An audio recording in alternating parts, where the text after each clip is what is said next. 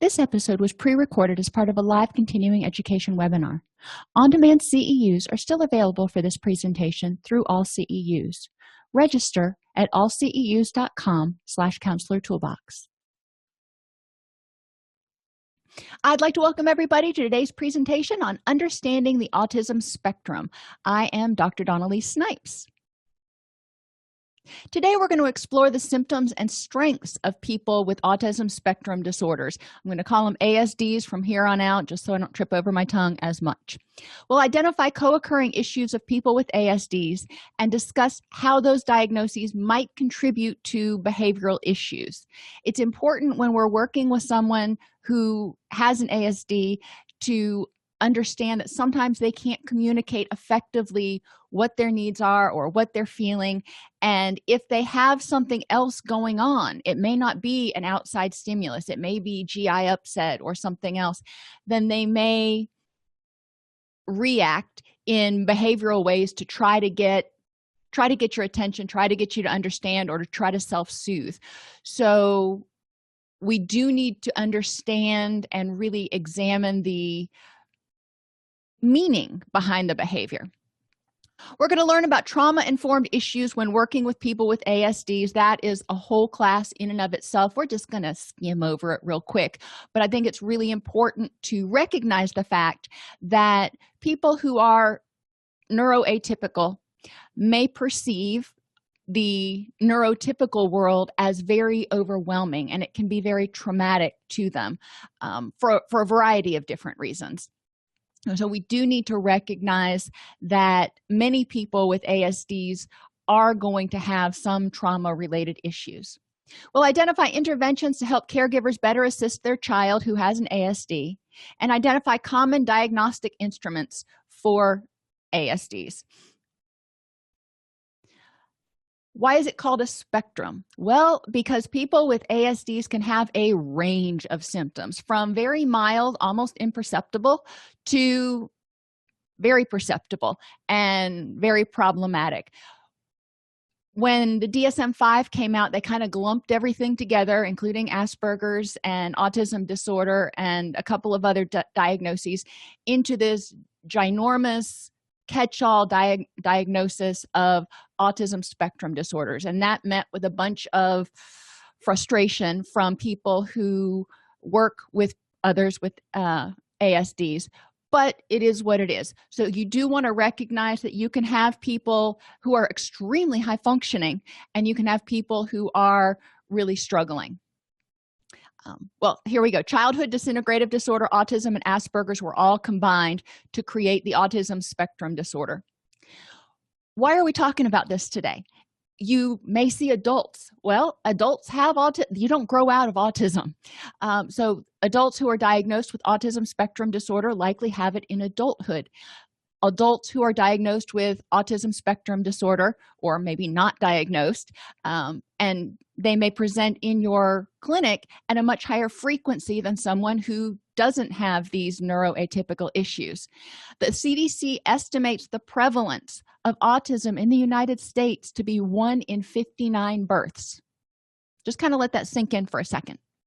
You know, next time you go to church, look around, or you go to the Walmart or the grocery store, there's probably at least 118 people there. So out of that 118, there's probably 2 people there who are somewhere on the spectrum, if you want to think about it that way. A lot of people that we're seeing may be on the spectrum. And it's interesting, if you go into some of the ASPE forums, to see how they look for people who are similarly neuroatypical in the media. And there's a lot of debate out there about whether certain characters are supposed to be being portrayed as having some level of autism or not. But they do see themselves in some of the media, which is good.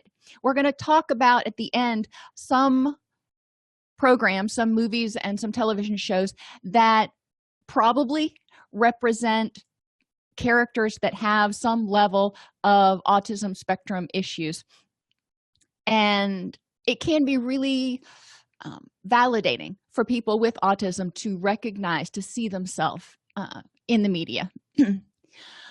So let's talk about symptoms really quick. If you're not familiar, then, let's kind of go over this. And we're going to talk about strengths while we're going through symptoms. Instead of really looking at symptoms as weaknesses or problems, let's look at them as challenges and strengths.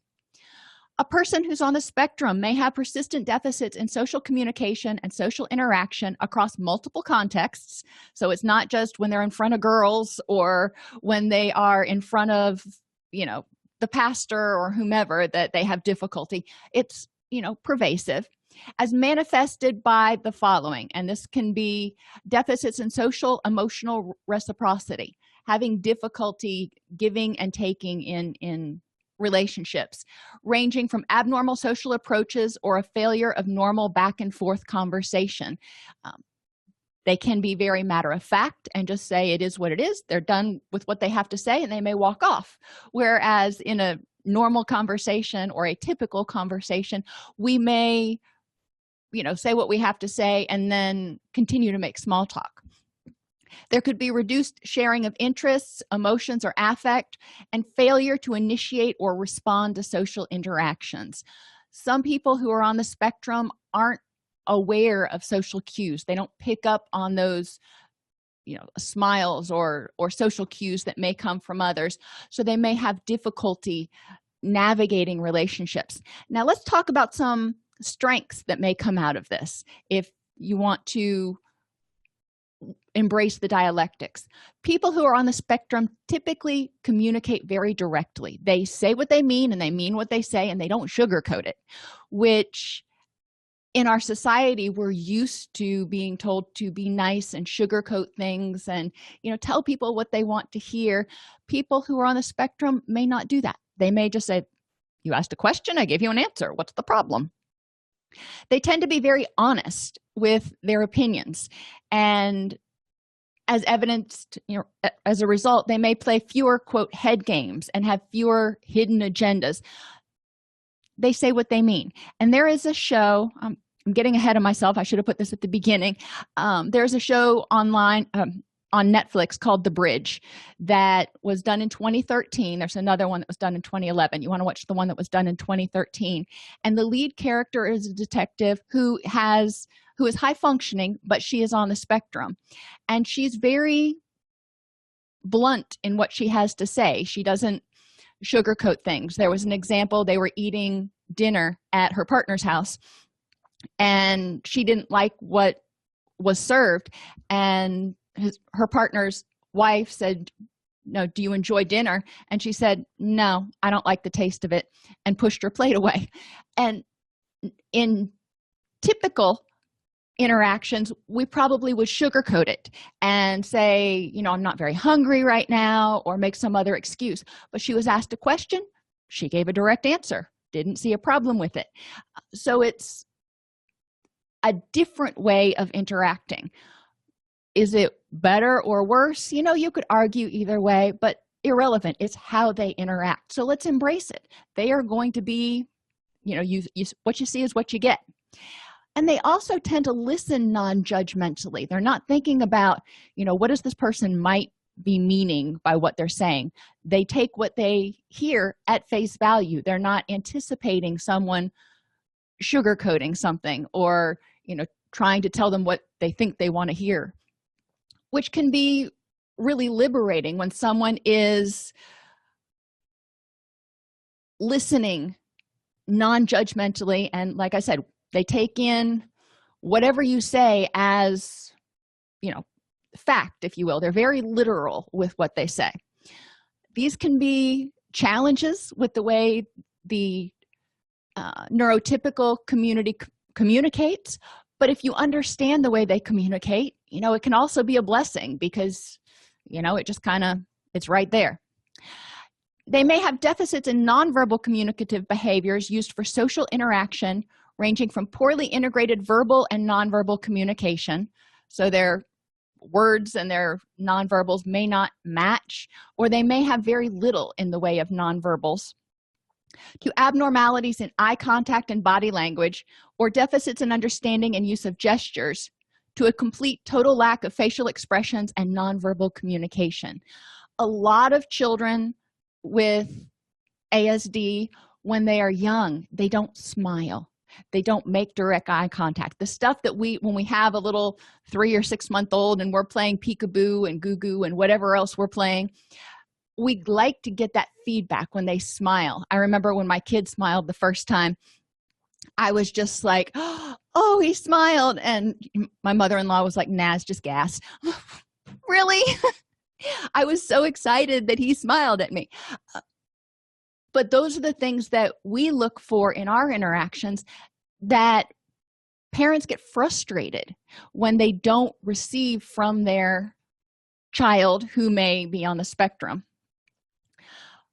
One thing to recognize or realize is a lot of times people who are on the spectrum think in terms of pictures or videos. They don't think in terms of words. They think in terms of snapshots. So think of having a graphic novel going through your mind at all times.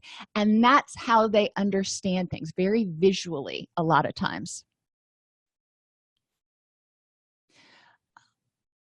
They may have persistent deficits in social communications, including deficits in developing, maintaining, understanding relationships, ranging from difficulties adjusting behavior to suit various social contexts, so school versus home versus playtime versus mealtime, to difficulties in sharing imaginative play or in making friends, to absence of interest in peers at all. They may just not want anything to do with peers.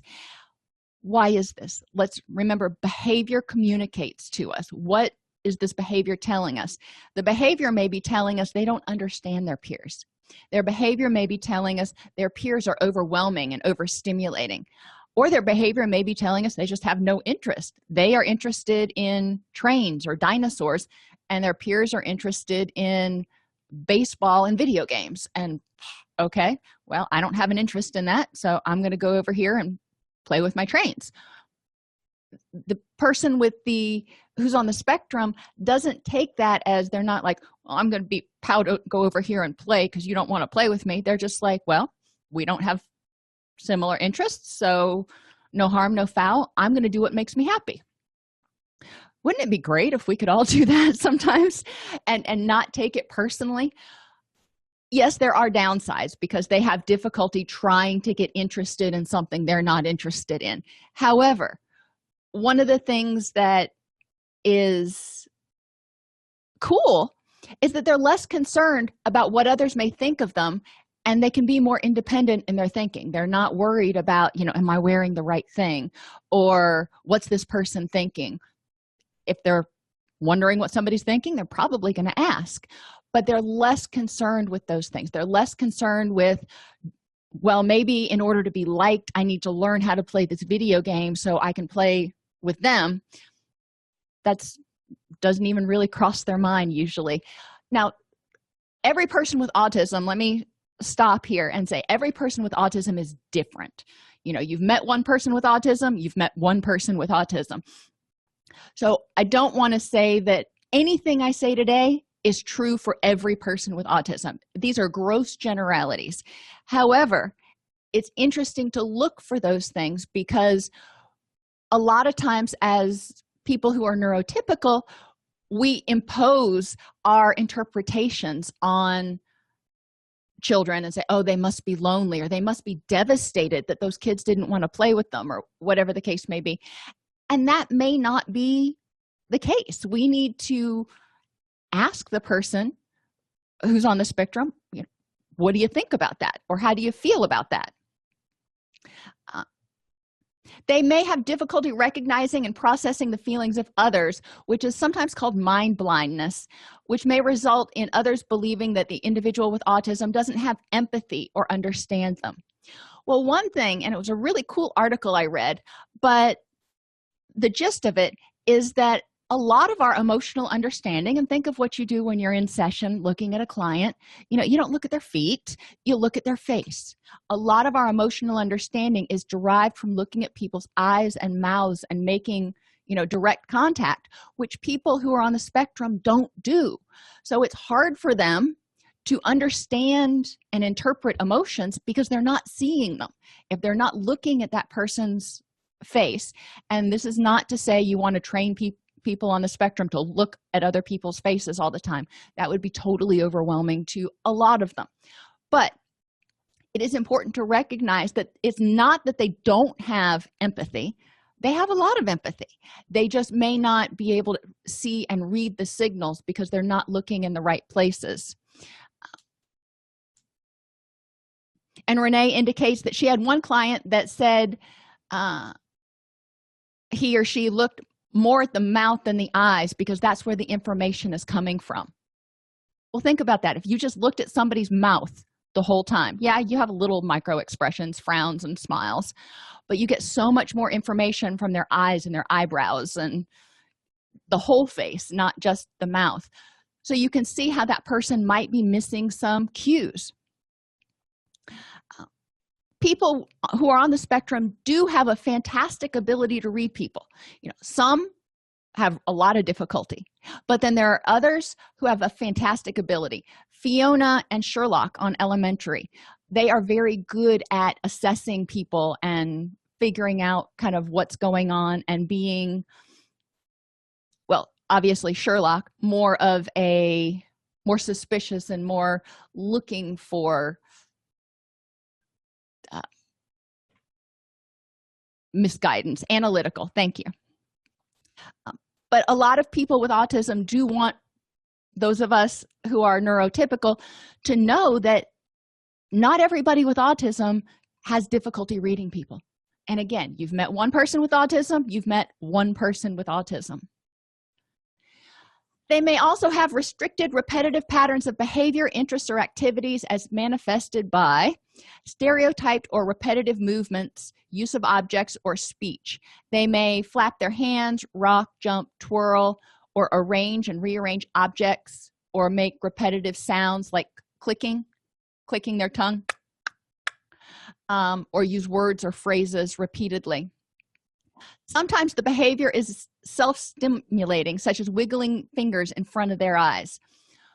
We want to understand what the behavior is doing. Is the behavior self-soothing because they are overstimulated and they're trying to, pull it together or trying to block out sounds? Or is the behavior stimulating because they are understimulated? People who are on the spectrum can be overstimulated or understimulated, based on what amount of input they're getting. And so you can take somebody with autism into a grocery store, for example, and some people will find that way overwhelming, and some people will find that not a big deal. It's understimulating to them. They may also have an insistence on sameness, inflexible adherence to routines or ritualized patterns, or verbal and nonverbal behavior. A lot of times there may be extreme distress at small changes, difficulties with transitions. You can see where this could be a problem in school, for example, going from one class to another, or from one class to recess to lunch. I mean, those are three different settings completely. Rigid thinking patterns, greeting rituals, and the need to take the same route or eat the same food every day. They can be very structured in what they do. They may pay attention to minor details but fail to see how these details fit in to the bigger picture of what's going on. Others have difficulty with complex thinking that requires holding more than one train of thought simultaneously. Like, if I do this, what would happen? But if I did this, what would happen? This is when pictures can be very helpful. If they can draw it out, write it down. Others have difficulty maintaining their attention or organizing their thoughts and actions, which again, since they tend to think visually, helping them write it down can be extremely helpful. For younger children, having cards that they can use if they need to, that have different pictures on them, may help them communicate a little bit more effectively.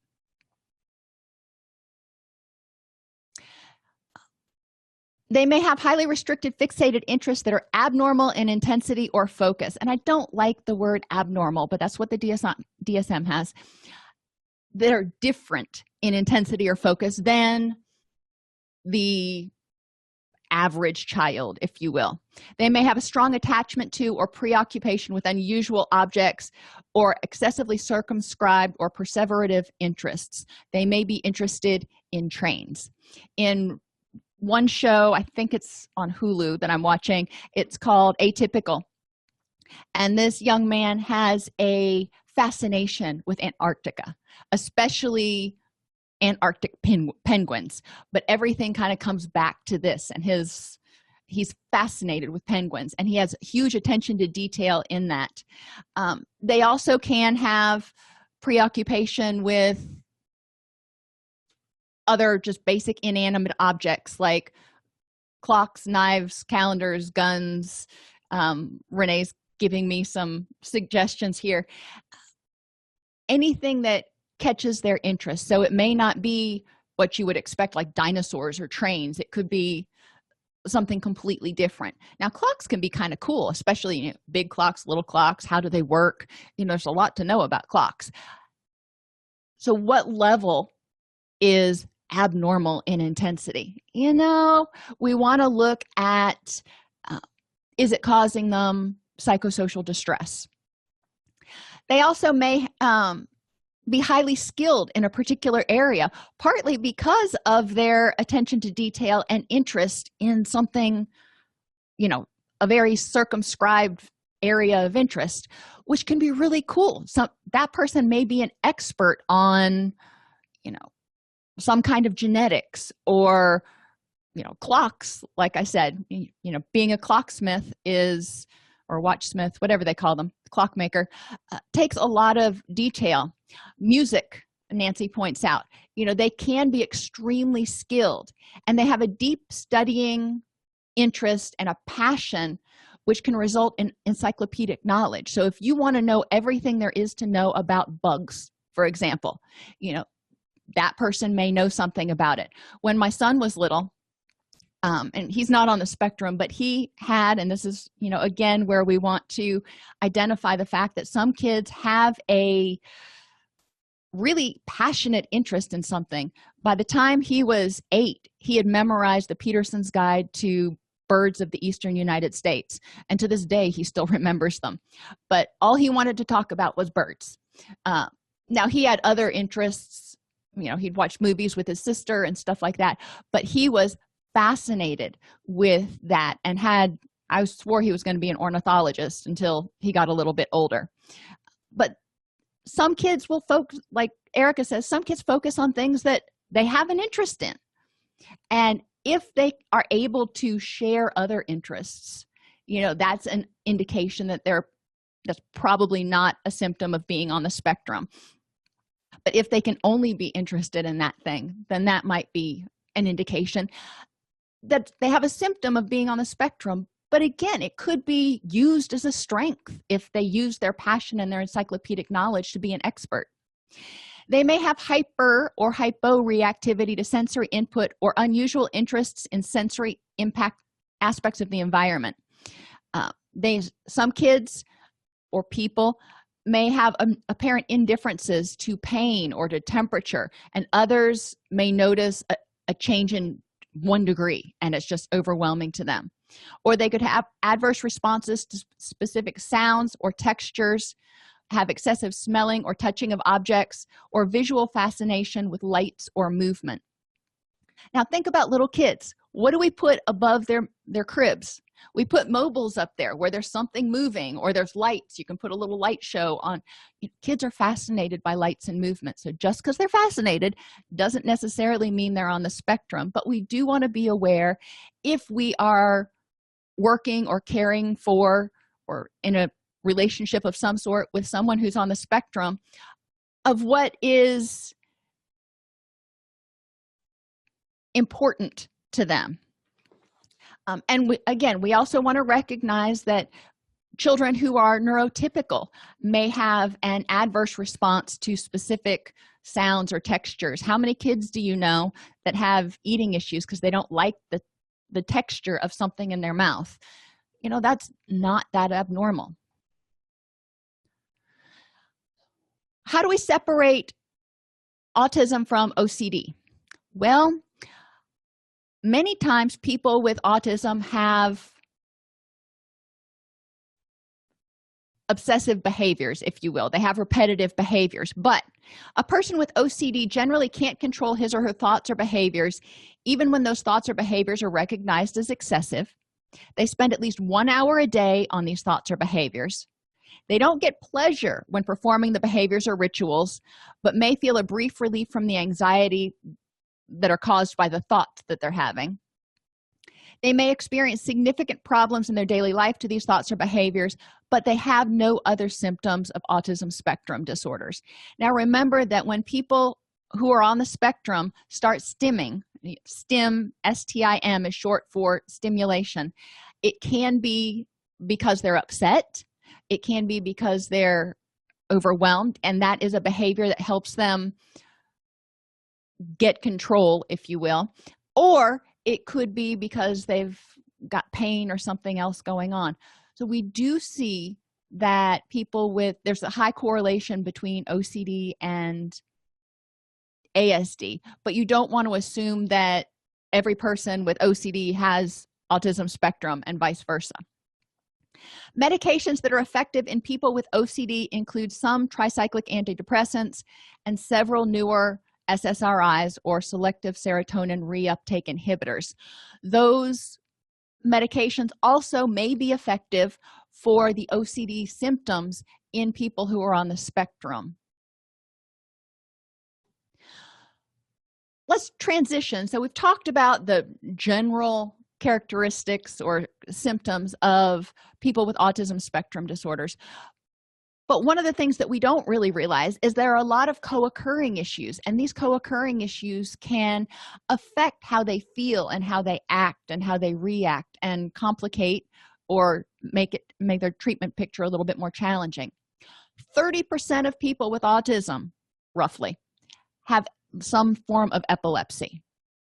Let that sink in for a second. Now, some people with epilepsy and some people who are on the spectrum with epilepsy will have grand mal seizures, and we all know what those look like, so that's not, going to be a surprise to us. But some people with epilepsy and or ASD, if they're having seizures, they also may have absence seizures, which cause the person to blank out or stare into space for a few seconds. Sometimes we perceive this as the person, becoming catatonic or, not paying attention or being rude, or you can find all kinds of negative attributions. But let's look, is there something medical going on? Are they having an absence seizure? Are they just blanking out for a second? What can cause this? Well, hyperventilation. We know that when people on the spectrum get upset, get distressed, a lot of times they start to hyperventilate, like most of us do. That's that whole fight or flight thing. That can trigger an absence seizure. Malfunctioning fluorescent lights. That's one of my little pet peeves when I go anywhere, where you have a fluorescent light that's flickering, can trigger a seizure. And these things can trigger both absence or grand mal seizures, so do be aware. Intense strobe lights, like visual fire alarms. We used to have one in my dormitory, and the noise was just deafening, but that light that would blink, especially when it was dark outside, or going into some sort of a club. Generally, the blinking of like neon lights on a sign are not at the right frequency and intensity to trigger a seizure, but you need to talk with people. Other things that we don't think of include natural lights, such as sunlight, especially when it's shimmering off the water or flickering through trees or through the slats of blinds. For me, I don't have absence seizures, but I get really motion sick if we're driving down a street, a tree-lined street, and the sun is flickering in and it's just flickering on and off as the sun comes through the leaves. It's beautiful, but it makes me sicker than a dog. So I can understand how that kind of light may trigger a stronger reaction in somebody who has epilepsy.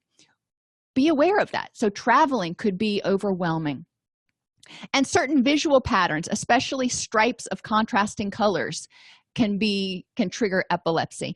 Now, generally the bigger stripes, like you see on little kids' shirts, aren't that big of a deal, but it's the smaller stripes that can be triggering. These are all environmental things that we do want to pay attention to, not only in our clinics, but also help parents pay attention to in the home and help teachers pay attention to in the classroom. Gastrointestinal problems. 46 to 85% of people with ASDs have GI problems. Pain caused by GI issues is sometimes recognized because of a change in a child's behavior, such as increased in self-soothing behaviors like rocking or outbursts of aggression or self-injury. Well, what causes GI problems? It could be stimulus causing stress. It could be things they eat, which is where we get to food sensitivities in people with autism spectrum disorders, because some foods, just like some foods may upset your tummy, some foods may upset their bellies, and they may not be able to articulate exactly what's going on, but they know that they're in pain. And some may put the two and two together and realize, when I eat this, it makes me hurt. So when they're offered whatever that food is, they may become upset and engage in outbursts of aggression or some sort of other undesirable behavior. Always back up and say, what is this behavior communicating to me? Why, you've had chicken nuggets before. Why is it now when I give you chicken nuggets, when I present the plate, it causes you great distress? Other co-occurring issues can include feeding. So not just gastrointestinal issues, but there could be sensory issues with feeding. Tastes, textures, temperatures of foods may be problematic for the person with autism. They're not just being a, quote, picky eater. It's truly an overwhelming sensation, especially if they have if they are easily hypersensitive to stimuli. Something that is hot or spicy may be overwhelming to their taste buds. Sleep disturbances are prevalent in 53% of people with ASDs. I've gone over sleep, and it's important so many times. If you have a person on the spectrum who's not getting adequate sleep, then just like the rest of us, they are going to probably have more difficulty being clear-headed and dealing with life on life's terms as they go through the next day. And the more sleep deprived they become, the more erratic their behavior may become, just like the rest of us. This is not something unique to people with ASDs, but the sleep disturbances are something that you may need to take care of.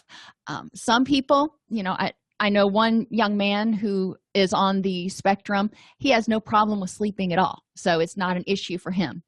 I know other people who have to sleep with weighted blankets in order to help them feel secure enough to go to sleep. There are others that have to have certain white noise going on. It's important to work with a sleep specialist if the child is not sleeping or the person is not sleeping effectively, to figure out what needs to happen in their environment to help them get that quality sleep. It's so important for the overall outcome. About 20% of people on the spectrum have ADD or ADHD. About 30% have diagnosable generalized anxiety disorder or social anxiety issues. About 24% have major depressive disorder. And as I said earlier, there's not an insignificant portion that also have co-occurring OCD. All of these things need to be factored into the treatment plan.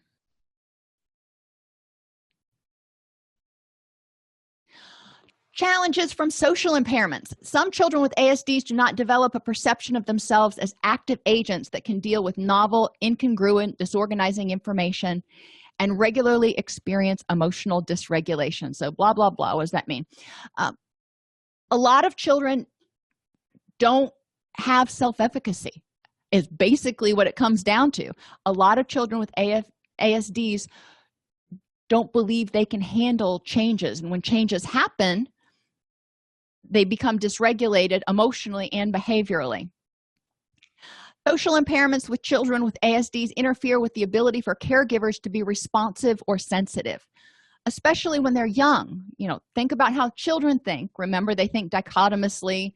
There's all that stuff with attachment. And by the way, people who are on the spectrum can form attachments, can form a secure attachments. They just may look a little different than what we expect to see in the neurotypical population. But I digress. Children's ability to communicate what's going on and to self-soothe and do that kind of stuff early on, since they are having difficulty doing that, they may not be able to communicate to their caregivers what they need. So the caregiver is just kind of grasping at straws. Lack of ability to be responsive. It's not that the caregivers aren't trying, they just aren't sure how to read this child's cues, because they may be deadpan, as somebody said earlier, or they may not be communicating in a way we would expect. So the caregivers are at their wits' end.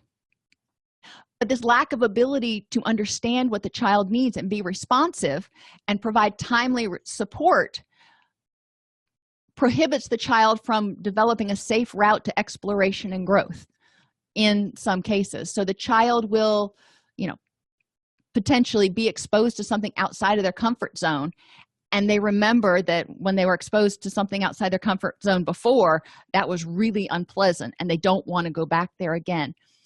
Think about neurotypical children.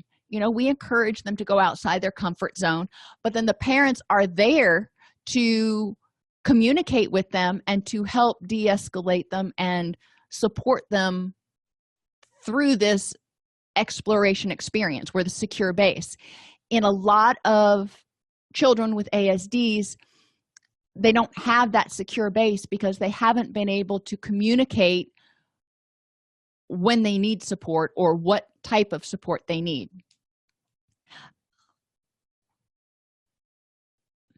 Children with ASDs form generalized expectations that engaging in new situations is going to have catastrophic consequences.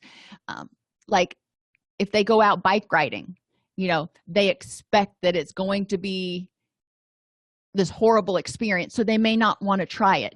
They don't like making mistakes. This is true.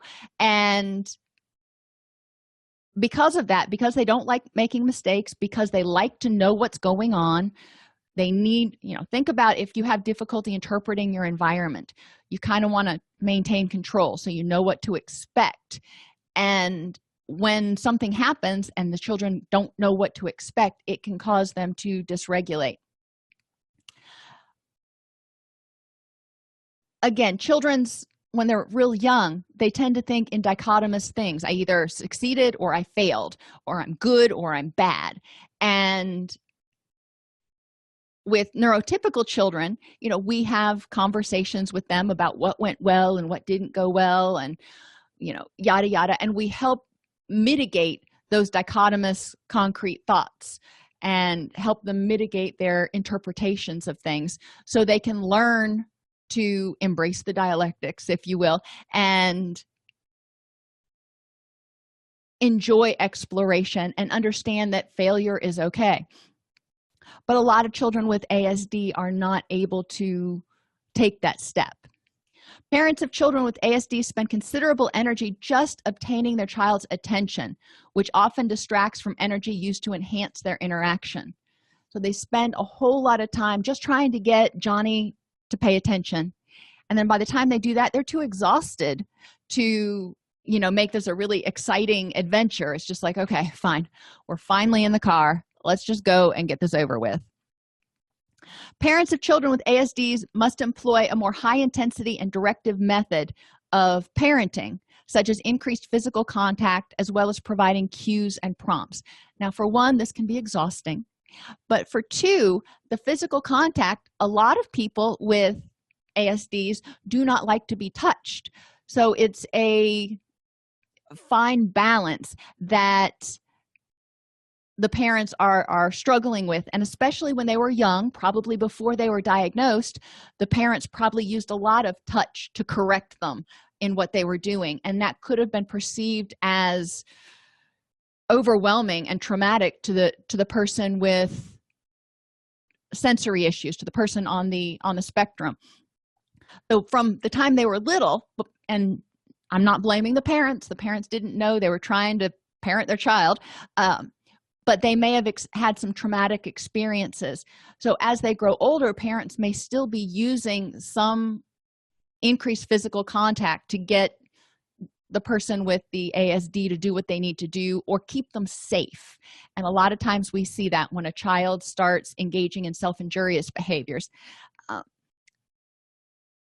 And that is a double-edged sword, because you're trying to keep the child safe, but it's also being perceived as invasive and unwelcome in many cases by the person with ASD. It's something that parents need to, or caregivers need to work with the person with ASD and, when they're little, therapists, to help figure out how to best help the child when they're in a situation that the parent either needs their attention or needs to keep them safe. By toddlerhood, most children with ASDs have switched from passivity to more active avoidance and emotional disengagement.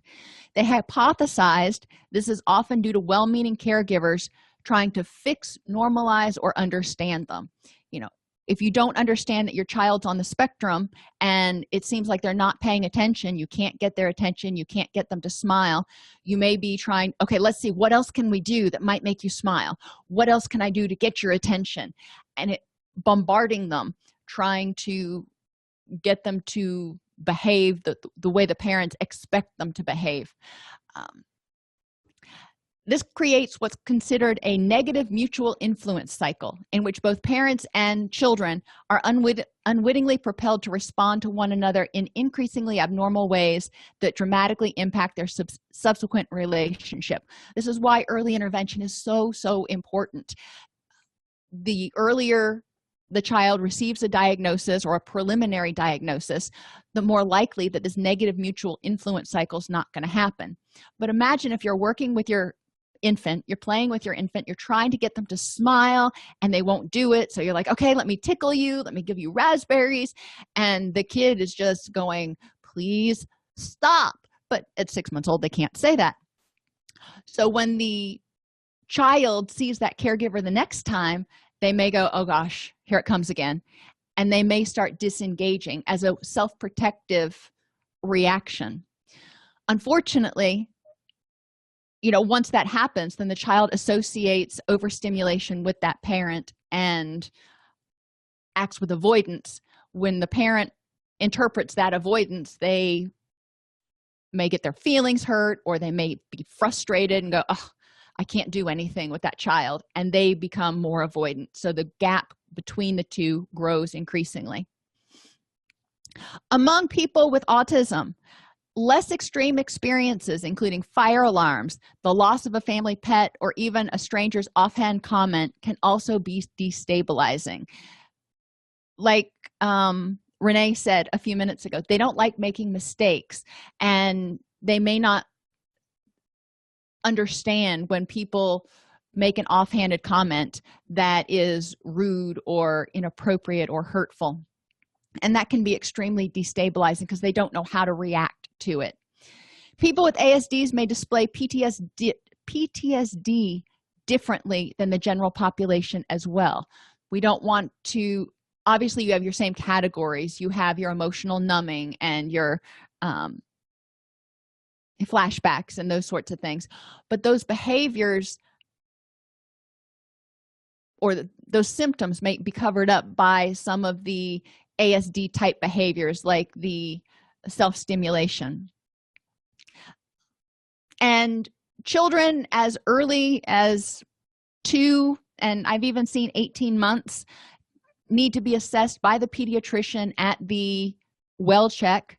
If the child is not making eye contact, is not smiling like you would expect, even at 6 months or a year, there needs to be an awareness flag raised and increasing assessments of what's going on, so the child can get assessed by the early intervention team.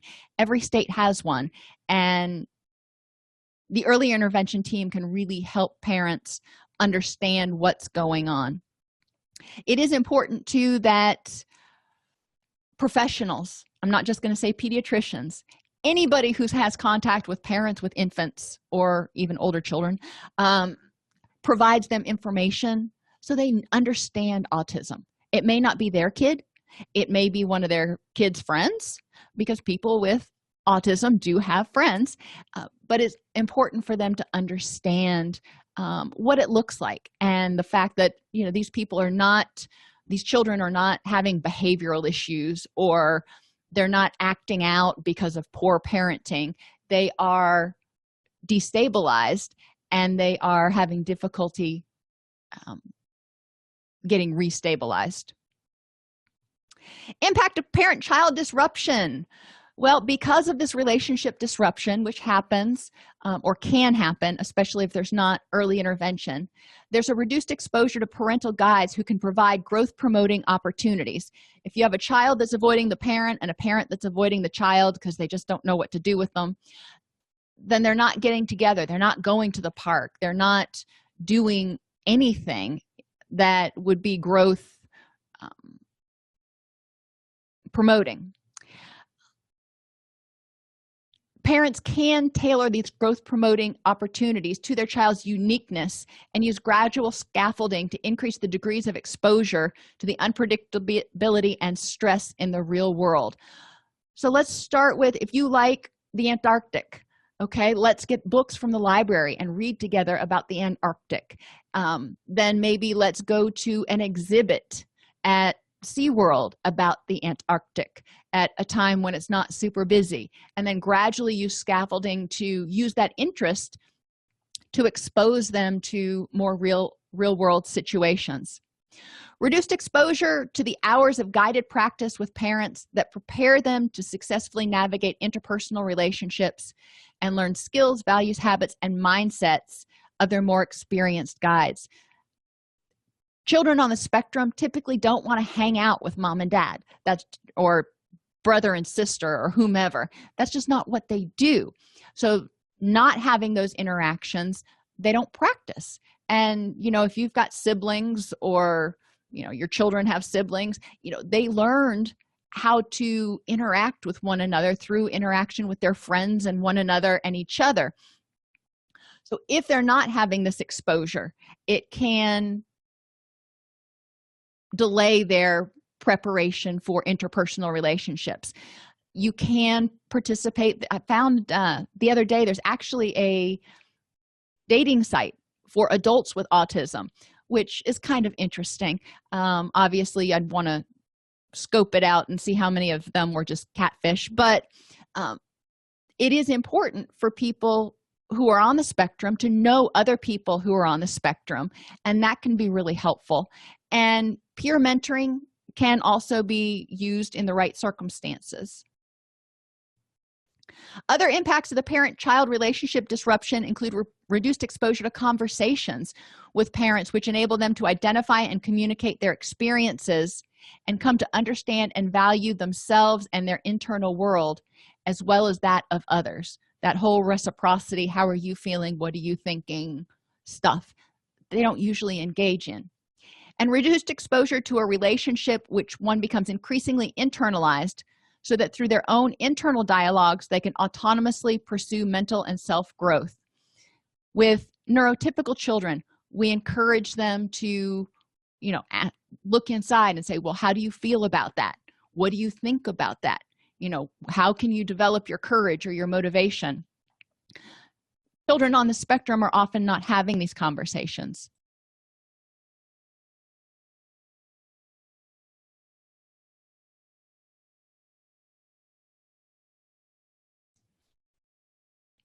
So interventions, the fun part, be consistent. People on the spectrum like predictability. Stick to a schedule, ensure adequate quality sleep, reward good behavior. Instead of punishing the bad behavior, use mistakes as teachable moments and reward good behavior. When they do good things, make sure to highlight that.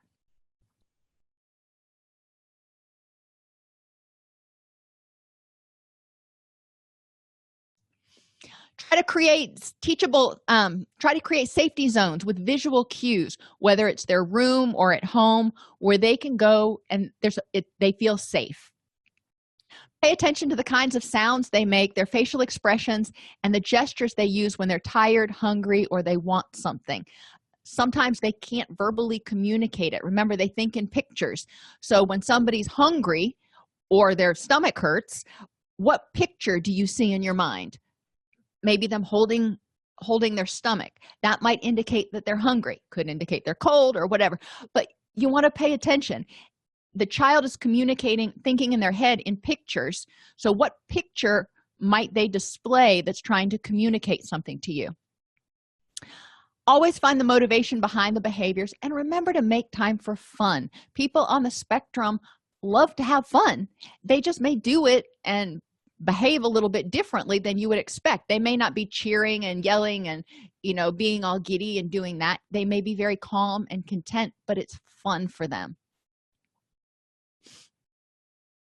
Pay attention to sensory over or under sensitivities and their impact on behaviors. We all know when we get bored, we're understimulated, we can get agitated, restless, yada yada. But when we're overstimulated, and we've all been there at one time or another to a limited extent, compared to someone who is neuroatypical, it may pale in comparison. But just using your own experience of a time when you've been overstimulated, how did that impact your behaviors, your patience, your attitude? Teach tasks in small steps using visual cues. So for example, if you're teaching how to load the dishwasher, maybe you teach them how to rinse off the silverware first, and then show a picture of what it looks like when the silverware is in the basket in the dishwasher. Using those pictures to communicate what you need to do, especially for small children, is especially helpful. They may not be verbal enough to read yet. So using pictures and using scaffolding. Make sure parents seek respite care. If they have a child who is on the spectrum, it can be extremely frustrating for them, and it can be extremely exhausting for them sometimes, depending on where that child is on the spectrum.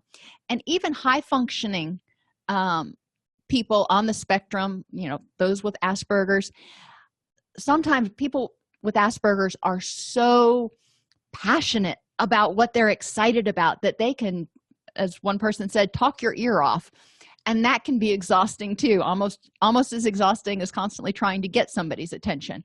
Encourage parents to remember that they are human beings. They are people. They are caregivers, but they are also people, and not to lose themselves completely. They may need to explore individual marriage or family counseling to understand and deal with what's going on with the person with the spectrum disorder. Encourage keeping a daily schedule using text and or pictures so the person knows what to expect. You can have a day chart that they can look at. Break large tasks like cleaning your room into smaller tasks. Don't just, my kids had a hard time doing that. If I would just say, go clean your room, where do I start?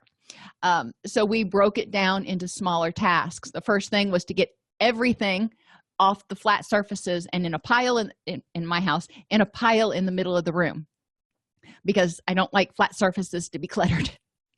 The next thing was to make their bed. The next thing after that was to get rid of the pile in the middle of the room, and then their room would be clean. And we had a picture of what the room looked like when it was clean, so they could compare what their room was to what it was supposed to look like. Teach interpersonal interactions through cartooning, and social stories is one tool that you can use, but you can also use there are great free cartooning programs online that youth can download, and they can work with designing their own cartoon strips or graphic novels to communicate what's going on, and sometimes it helps them to do that.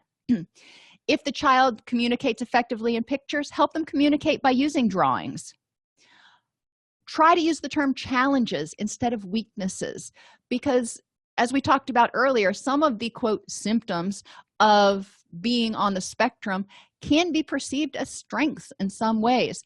So look at it as challenges or differences. Explain the diagnosis to the person. As they get older, they'll be able to handle more complicated diagnoses. And always keep a safety kit with you if you're a caregiver. And we went over that a couple weeks ago when we did the other presentation on autism. But in a safety kit, you have things like a weighted vest, if that helps, noise canceling headphones, if that helps, sunglasses, if that helps, anything that helps the child restabilize when they're feeling destabilized.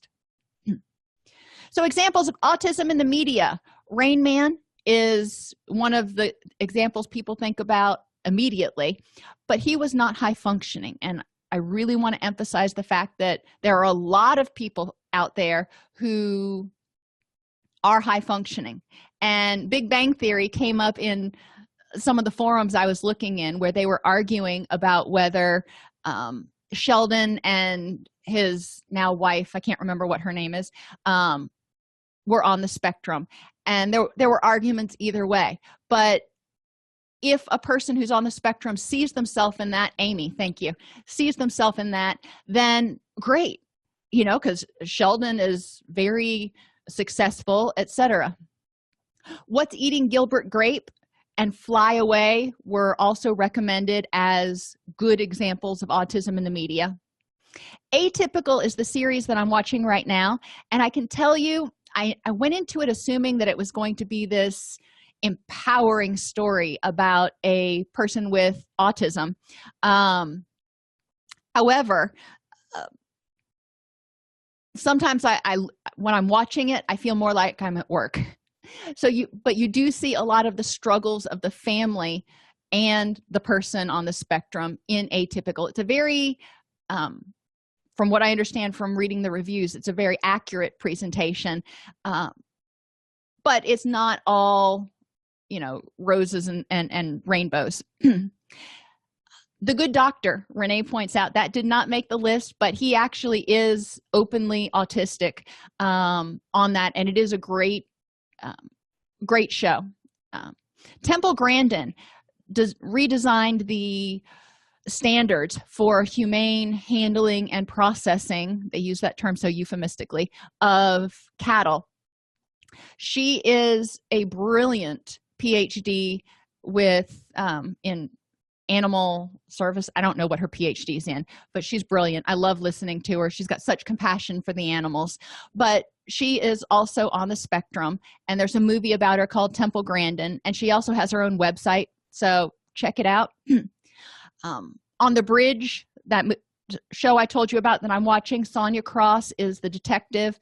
She has high functioning and on the spectrum. The Closer is a different television series, but in the episode called You Are Here, they had a youth that was on the spectrum. We talked earlier about Sherlock and Temperance Brennan on Bones. So those are just a few examples. The best place to find examples of autism in the media is to go into forums where people who have autism are talking. Autism spectrum disorders look different for every single person.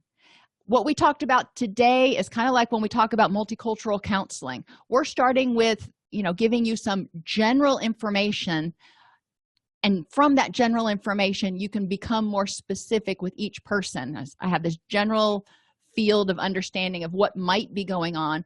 Now, which of these applies to you? Early intervention with autism spectrum disorders can help prevent traumatization, enhance parent-child interactions, and enhance self-esteem and efficacy of both the child and the caregiver. A lot of times caregivers feel very frustrated because they think they're doing something wrong when their child isn't responding to them the way they expect. Resources. I have a bunch of resources that you can print out to help people who have been diagnosed with autism. 100-day kit for families. They have one for elementary school age, and I think they have one for adults. And then age-appropriate autism materials to help educate families as well as friends. All of those are in the PowerPoint. You can click on those links. And then clinical instruments, I didn't figure you wanted me going through all of these, but there is a slide that has some clinical instruments you can use to screen for autism or diagnose autism. There's a lot of stuff there. And, remembering that autism is a spectrum and understanding each person and each person as unique regardless of their age. They may have one symptom. Do they meet the criteria for a diagnosis of autism? Maybe not, but we still need to address that one symptom if it is bothering them. So we do need to pay more attention to it and become more aware, because remember, 1 in 59, that is a lot of people who fall somewhere on the spectrum.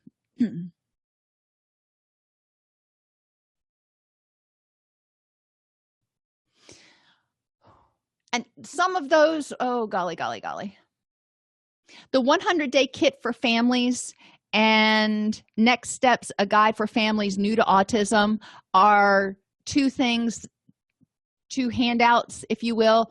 100-day kit is it's a booklet. It's probably 100 pages, 150 pages, something like that.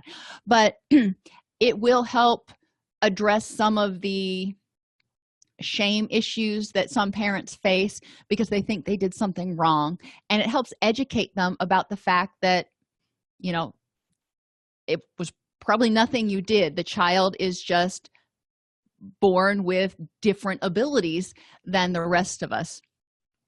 Support groups are really helpful, but if they're not ready to go there because they still, once they understand autism and they grieve, a lot of parents need to grieve the fact that their child is not typical. And once they embrace that a little bit and recognize that their child is, wonderfully unique, then they're able to start going to support groups.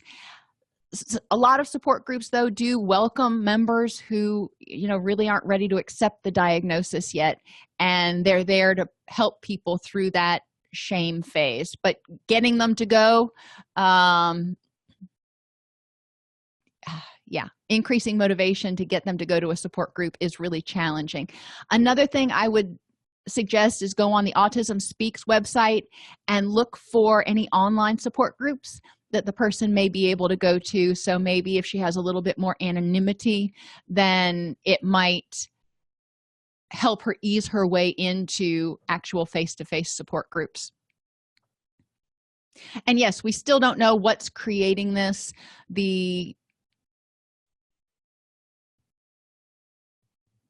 Well, I will just stop. We don't know what's creating it. There's a lot of hypotheses, but for every hypothesis, there's research out there saying, no, that's not it. So I don't know what's causing it, but we do know that we're diagnosing it more. Now, my question is, just sort of a curious question, is the prevalence increasing that much, or are we becoming more aware of it so we're diagnosing it more? Who knows?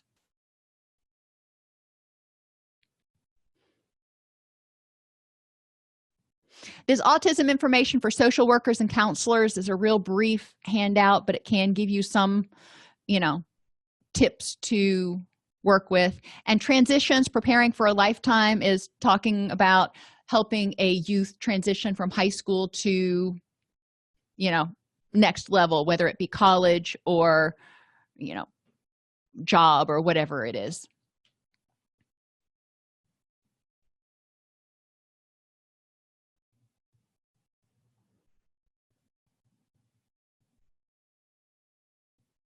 All righty, everybody. If there are no other questions, thank you for being here today, and I will see you. Misty will be here on Thursday, and I will see you next Tuesday.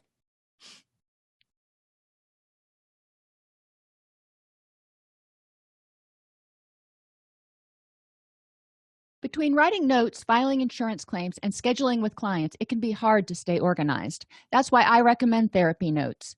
Their easy-to-use platform lets you manage your practice securely and efficiently. Visit therapynotes.com to get 2 free months of therapy notes by just using the promo code CEU when you sign up for a free trial at therapynotes.com.